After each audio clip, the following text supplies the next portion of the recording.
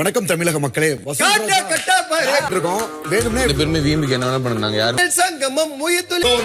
அவர் பாடுறது அவர் ஒரு hi guys, welcome back to Irfan media 2.0. இந்த வீடியோ அப்டேட் பார்க்க போனால் பிக் பாஸோட இன்றைக்கான ஃபஸ்ட் ப்ரோமோ விட்டுருக்காங்க.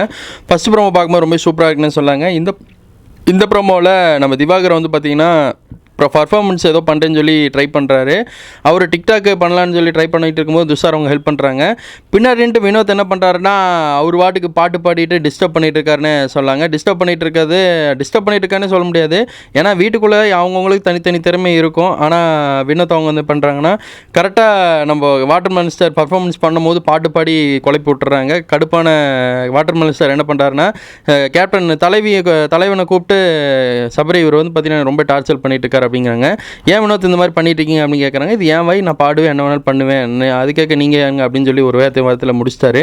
கரெக்டு தான். ஆனால் அது கரெக்டாக ஒரு பர்ஃபார்மன்ஸ் பண்ணும் போதே இந்த மாதிரி பண்ணது வந்து தவிர்க்க முடியாத ஒரு விஷயம்னே சொல்லாங்க, ஏற்றுக்க முடியாது. அதே மாதிரி ஃபஸ்ட்டு வினோத் என்ன பண்ணுறாருன்னா நம்ம திவாகர் பர்ஃபார்மன்ஸ் பண்ணும்போது கேமரா மறைச்சு நின்றுட்டாருன்னு சொல்லாங்க. கேமரா மறைச்சு நின்ன உடனே திவாகர் ரொம்ப கடுப்பாயிட்டாங்க.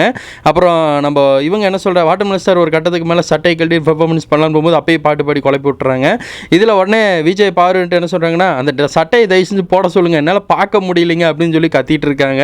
இது அப்படியே ஆரியமெண்ட்டாக போயிட்டு இருக்குன்னு சொல்லாங்க. லைவ் பார்க்கும்போது கொஞ்சம் ஜாலியாக தான் போயிட்டுருக்கு. இவங்க ரெண்டு பேர்த்தோட டார்ச்சர் தாங்க முடியாமல் திவாகர்ன்ட்டு என்ன பண்ணுவார்னா நம்ம விக்ரம்கிட்ட சொல்லுவாங்க, விக்ரம் நீங்களா சொல்லுங்கள் அப்படிங்கிறாங்க. உங்கள் ரெண்டு பேத்துக்கு தொட்டுக்கை ஒரு கைக்கு நீங்கள் என்னமோ பண்ணிக்கோங்க, என்னையை வந்து இழுத்து விடாதீங்க அப்படின்னு சொல்லி ஒரே வார்த்தை முடிச்சு விட்டாரு. ஏன்னா விக்ரமுக்கு இன்னொரு பேர் ஒன்று கிடச்சிருச்சு. அதுக்கேட்டி அவர் கூட ஜாலியாக இருக்காங்க. சபரி வந்து இந்த மாதிரி சொன்னது கரெக்டுன்னு தான் நான் சொல்லுவேன்.